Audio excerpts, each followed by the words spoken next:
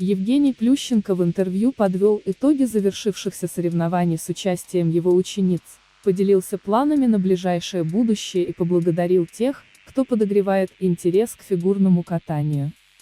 Как вы оцениваете промежуточные итоги выступлений ваших учеников? Сезон сейчас в разгаре, но его особенность в том, что на международном уровне будет всего один крупный старт – чемпионат мира в Стокгольме. К нему сейчас и готовится Саша Трусова. Федерация фигурного катания России объявила о том, что гарантированное место в сборной на чемпионат мира 2021 имеют только победители чемпионата России в Челябинске. Трусова на нем заняла 3-е место. Как вы это прокомментируете? Она отобралась на чемпионат мира, и сейчас готовится к нему. Мы с ней даже решили пропустить Кубок России. Как обстоят дела у Алены Косторной? Она переболела вирусом, и только восстанавливается после болезни. Надеемся, что она сумеет достойно выступить в финале Кубка России. Специалисты и болельщики отмечают, что Трусова в нынешнем сезоне прибавила в компонентах. Отличительной особенностью Саши является умение работать по 24 часа 7 дней в неделю. Она постоянно тренируется самостоятельно, благо, сейчас база позволяет это делать. Мы начали сотрудничество с известным хореографом, имя которого скоро назовем. Размещенная Плющенко в Инстаграм фотография не оставляет сомнений, что это Николай Морозов. Действительно, в последнее время уделяем огромное внимание хореографии и скольжению. Трусова готова пахать и пахать. Другого такого фигуриста ни в бытность действующим спортсменом, ни сейчас не встречал. Мы нашли с Сашей общий язык, слышим и понимаем друг друга. Уверен, что Трусова будет прибавлять и прибавлять не только в хореографии, но и в стабильности прыжков. Используете ли вы в тренировочном процессе те упражнения, которые в свое время позволили вам прибавить в хореографии и стабильности прыжков? Естественно, тот опыт, который получил во время тренировок у Алексея Николаевича Мишина, использую на 100%. В свое время вместе с профессором прошел множество семинаров, на которых демонстрировал наработки тренера. Иногда по 8-10 часов на льду и в зале показывал придуманные Мишиным упражнения. Естественно, в работе со своими учениками вношу что-то свое, но база 100% мишинская. Было бы глупо не использовать ее или пытаться ставить своим ученикам другую технику. Ваши лучшие ученицы входят в возраст, который называют переходным. Не боитесь, что у них появятся другие интересы в жизни, и это скажется на результатах? В жизни всегда появляются какие-то новые интересы, но у моих девчонок такие родители, что серьезно опасаться не стоит. Их очень хорошо контролируют, да и мы, тренеры, тоже будем держать руку на пульсе.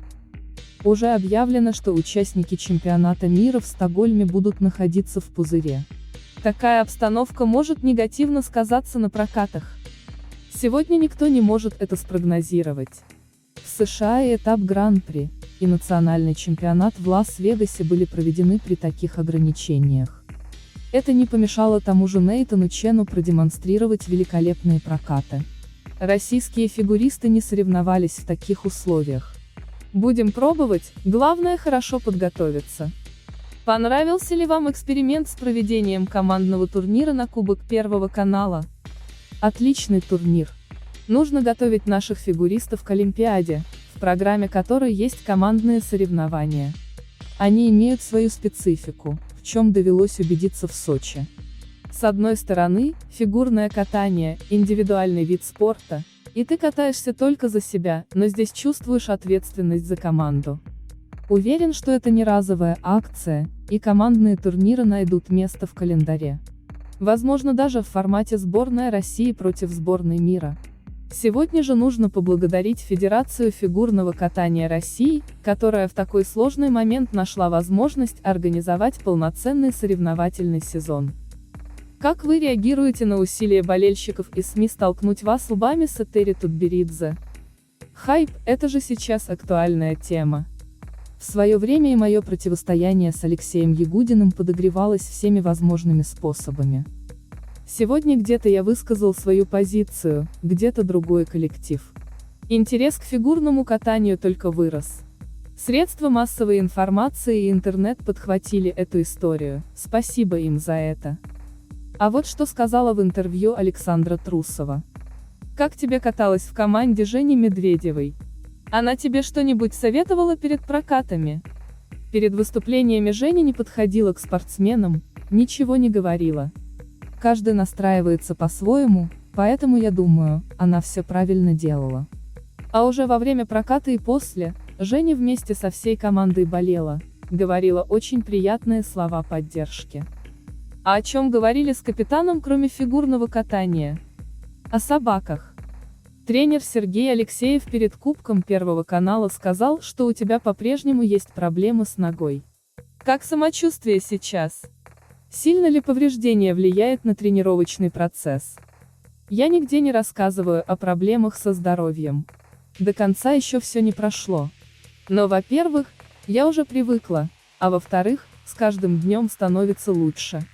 Надеюсь, что скоро все будет хорошо.